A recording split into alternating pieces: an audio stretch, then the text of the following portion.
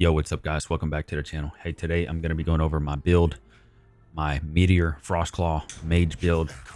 It's pretty cool. I'd say it's not a tier 1 build, but it is a lot of fun, and I will continue to optimize this build throughout the remainder of the season. So I'll have some gameplay playing in the background, but let's just go over the equipment and the skills so that you guys can get a good picture and a good feel for what I'm rocking here. So for the skills and specializations, first up we got Frost Claw.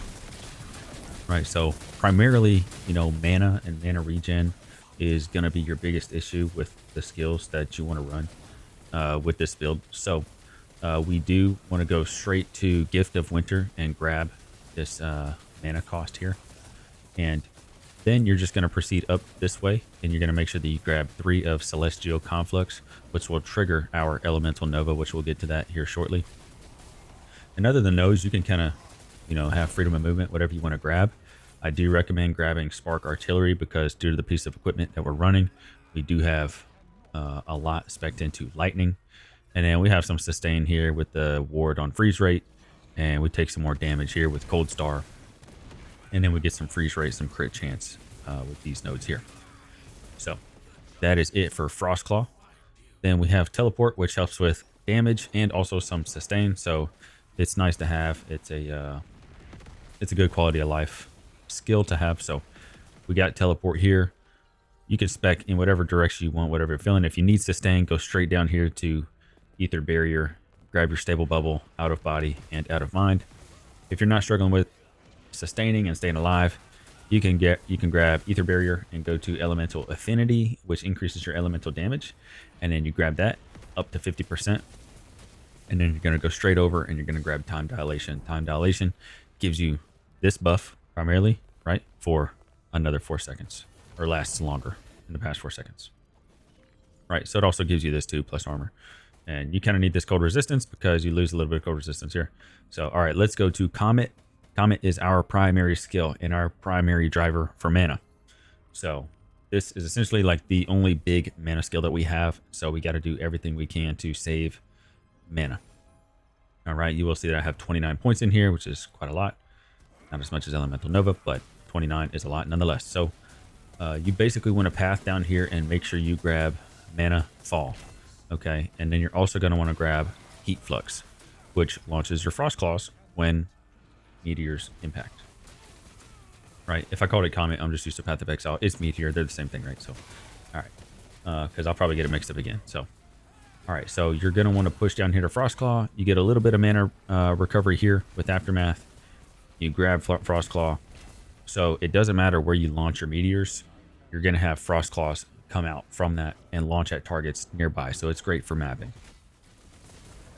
Okay, this you can't really do anything about, but you're going to go up here to Mana Fall and grab the 4 out of 4. Okay.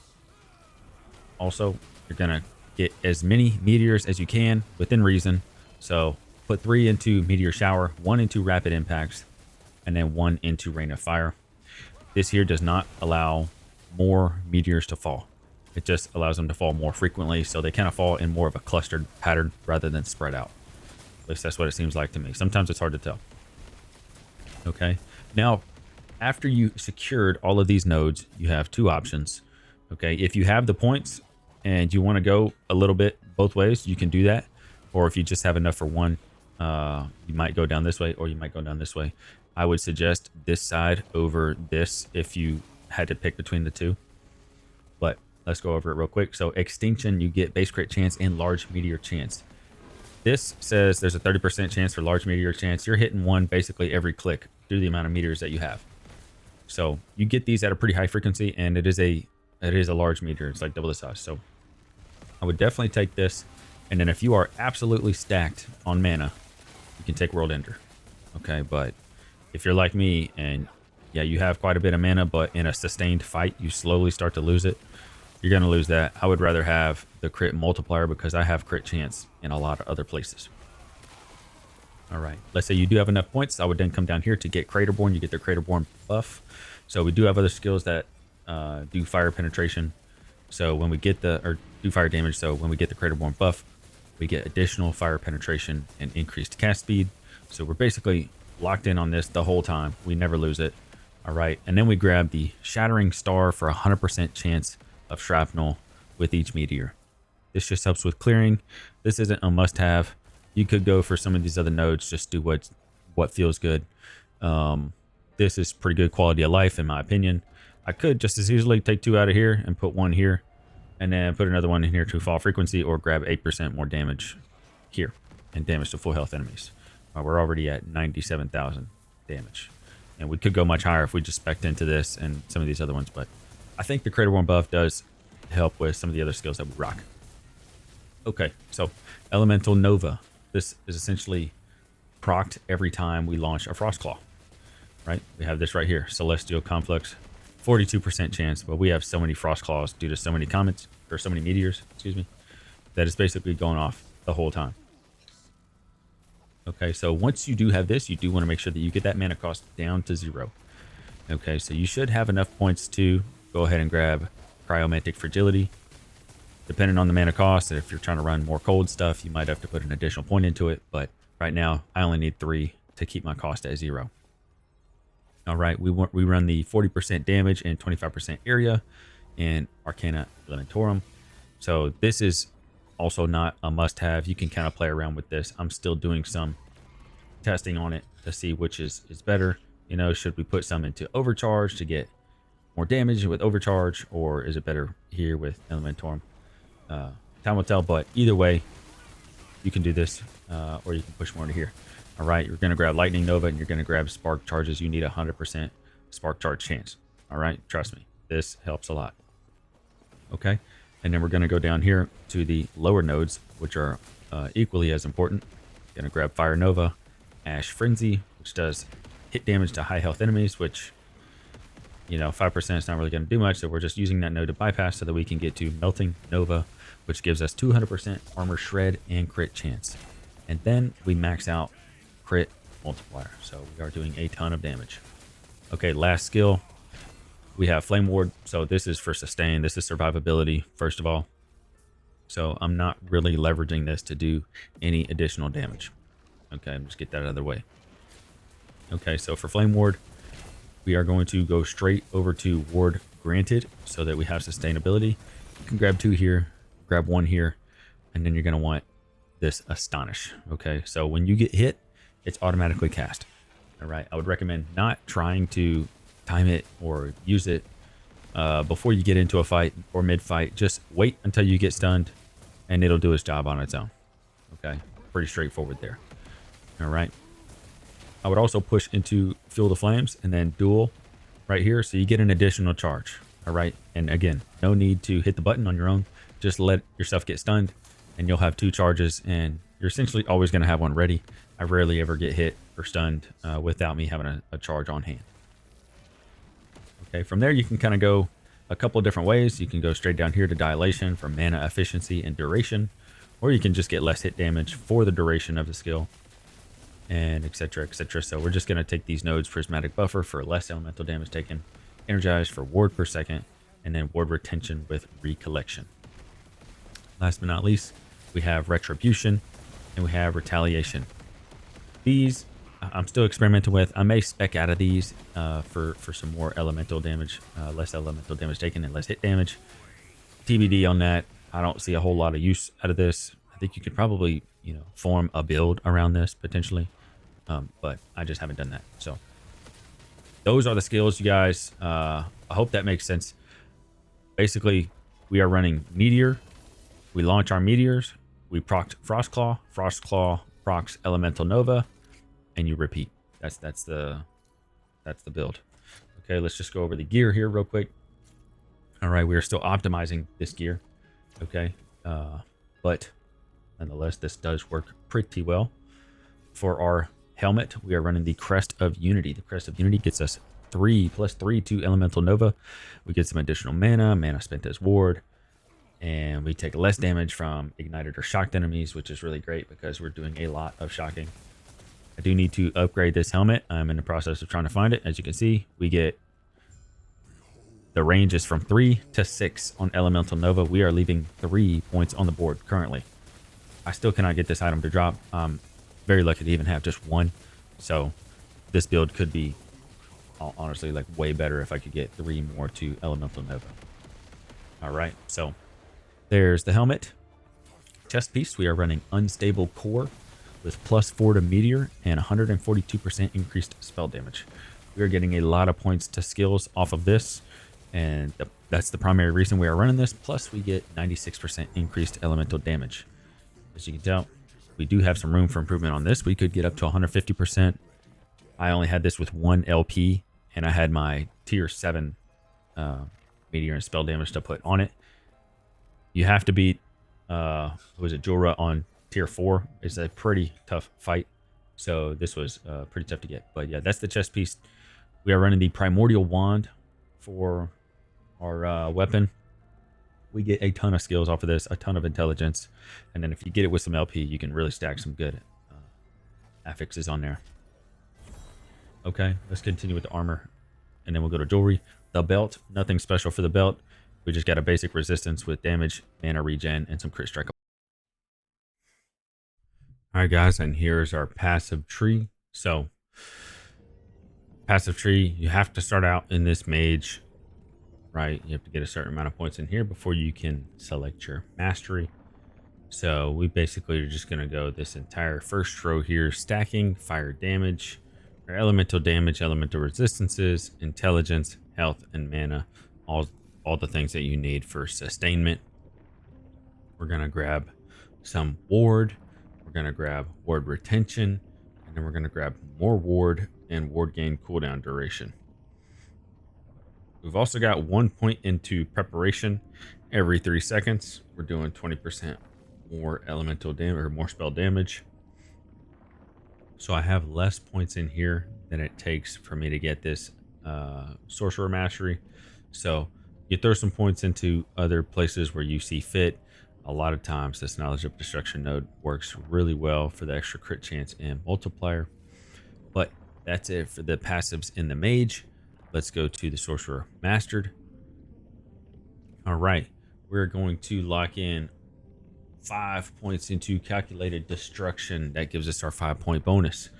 We're going to go full 8 on mana shell. We're going to max out our mana and ward per second. We also get an additional bonus for 5 points in that. Wisdom, more mana, more increased mana regen, and a bonus from 6 points into that. Afterglow, maxed it out. Spell damage and ward retention, both must-haves, and we get a bonus at 4 points. So this bonus is interesting right here. So the effects are doubled if you have recently, in the last 4 seconds, used a skill that costs 40 mana or started channeling a skill. We don't channel skills. We're using skills that cost 40, which is our Meteor. All right, so every 4 seconds, we are getting an increased spell damage and ward retention bonus.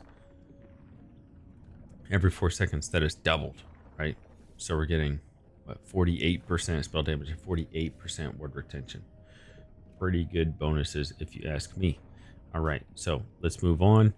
We are taking some crit strike chance, and this is more geared towards the lightning skills. So this effect is doubled for lightning skills. We get increased 50% increased strike chance, and then a 50% spell crit multiplier. Right, we'll go up here. We're going to grab more intelligence, and I put 8 points into this for additional ward decay threshold per intelligence. We are pretty stacked on intelligence right now. This right here, cast Spark Nova. This can go either way. I do kind of like this because I'm just thinking, hey, why not? If I'm crit striking enemies, why not cast another skill? So I maxed this out at 5, so there is a 40% chance to cast Spark Nova whenever I critically hit an enemy. All right, and then this last pillar here, we have Mana Well. So mana spent gained as ward 50%. 3 points to get the bonus. Well, we maxed it out, so we get that extra increased mana. And then we have Archmage, additional spell damage, and you have a chance to refund a portion of the mana cost paid when directly using a skill. All right, so whenever we use a skill, there is a chance that we will get 20% of that mana refunded. Okay, but our mana is over 300, so we get that times 2, essentially. So we have a 40% chance to refund our mana. So that gives us a good amount of mana sustain.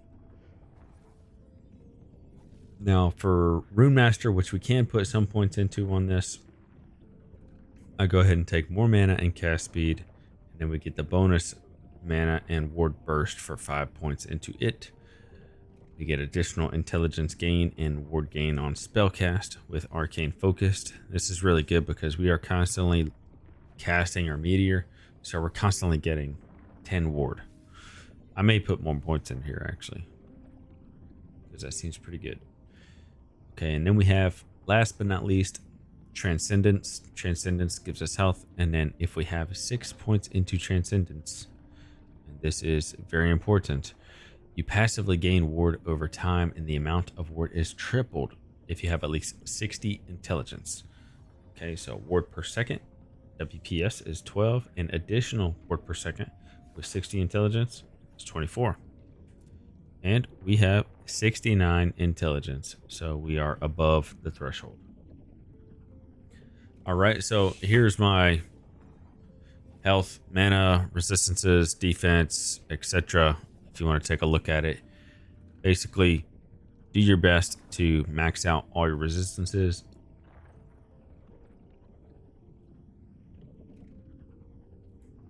That is what keeps you alive.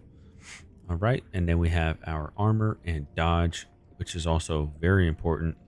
And then another key thing to look at when it comes to your defenses and your sustain is your crit strike avoidance and reduced bonus damage from crits. So we have not quite optimized the build to be able to max this out. I have had it maxed out at times, but I opted for more damage at this point. So we are avoiding 85% of critical strikes, and if we do get hit with that, it is a 50% less damage hit. So we have some pretty good sustain there. Okay, let's just go over the gear here real quick. All right, we are still optimizing this gear. Okay, but nonetheless, this does work pretty well. For our helmet, we are running the Crest of Unity. The Crest of Unity gets us 3 + 3 to Elemental Nova. We get some additional mana spent as ward, and we take less damage from ignited or shocked enemies, which is really great because we're doing a lot of shocking. I do need to upgrade this helmet. I'm in the process of trying to find it. As you can see, we get the range is from 3 to 6 on Elemental Nova. We are leaving 3 points on the board currently. I still cannot get this item to drop. Very lucky to even have just 1, so this build could be honestly like way better if I could get 3 more to Elemental Nova. All right, so there's the helmet. Chest piece, we are running Unstable Core with +4 to Meteor and 142% increased spell damage. We are getting a lot of points to skills off of this, and that's the primary reason we are running this. Plus we get 96% increased elemental damage. As you can tell, we do have some room for improvement on this. We could get up to 150%. I only had this with 1 LP, and I had my tier 7 meteor and spell damage to put on it. You have to beat was it Jorah on tier 4. It's a pretty tough fight, so this was pretty tough to get. But yeah, that's the chest piece. We are running the Primordial Wand for our weapon. We get a ton of skills off of this, a ton of intelligence, and then if you get it with some LP, you can really stack some good affixes on there. Okay, let's continue with the armor, and then we'll go to jewelry. The belt, nothing special for the belt. We just got a basic resistance with damage, mana regen, and some crit strike avoidance. The boots, nothing special again. Crit strike avoidance, movement speed, vitality, and as you can see at the top there, we also have reduced bonus damage taken from crit strikes. Okay, for the gloves, we are running the Rule of the Simoon. These gloves have been kind of tough to find, but they're pretty good. We get additional fire damage. We get additional armor. These are just really good because I cast random tornadoes. 30% chance to cast stationary fire tornado at an enemy on hit. So when you hit an enemy, you cast a fire tornado at them. Really cool and really effective, to be honest. All right. So let's cover the relic. Nothing special on the relic. We're just looking for some crit multiplier, some damage, and a couple resistances. Any sort of mana or health or anything like that on top is gravy. So we're good here. For our jewelry, we are running the Scholar's Corrupted Insignia of Regrowth. So we have intelligence, damage over time, health regen, and resistance. Nothing crazy here, but we needed the intelligence primarily for this ring. For this ring, we primarily got it for the mana regen. We have a couple resistances, and then attunement and 20% additional mana regen. That is pretty good. So this ring is pretty good. I might replace this one. Okay, for the amulet, simple amulet. I am still looking to upgrade this, but we have elemental damage, spell damage, chance to apply frailty, which seems to be pretty good for survivability. And then we have the 94% chance to shred armor on hit. And then we also have Fragment of the Enigma, the offhand catalyst. This is a really key part of the build, guys. So remember when I was talking about the spark charges on the Elemental Nova? Well, this allows you a percentage chance to apply spark charge on any hit. Okay, we get additional lightning damage for spark charges per intelligence as well. So stack intelligence and you get lightning damage, right? Really crazy how that works. All right, 195% increased spark charge explosion area and +1 to lightning skills. We're not too concerned with the teleport, and we're not too concerned with the damage for spark charges applied by melee attacks because we are not doing melee attacks. All right, this item requires level 46, so if you do get one that has multiple LP, you can easily apply some good affixes to it. I have tier 7 and a tier 4, so I've got spell crit strike chance, and then I've got increased spell damage. So could be better, but that is the gear for the build. As far as the wearables, we also have our idols. The idols are basically there for you guys to fill in the gaps. Okay, that's how I see the idol system. It's really not that in depth. I'm sure there's probably some more that I can do here to optimize, but I like a nice clean idol here. So the altar I'm running gives me some additional mana and armor in refracted slots. And we have percentage increase effect for idols in refracted slots, and also for suffixes in refracted slots. Okay, so we are running everything that has to do with our build. My two have a couple big hitters here, right? So this guy here, Stout Idol, 30% chance to shock, increase shock duration, and lightning res. And then this guy here, 30% increased crit strike chance, crit strike multiplier, 6%, and cold res. All right, so always want to make sure you have a couple of additional crit strikes, either chance or multipliers, in your idols. Okay, this one here fits perfectly into this slot. We have a really great piece here with the elemental resistance maxed out, the crit strike avoidance maxed out. The only thing we don't have maxed out is our armor prefixes at the top. This mage huge idol, chance to shock on hit, chance to gain lightning when hit. We got damage over time, spell damage, and then we have a really good corrupted affix there with the +6 to spell damage. Range is 4 to 8, so we definitely have room to improve on that. Okay, and then somewhat similar, we are getting just additional chance to shock on hit, and then an overall 10% increase in damage.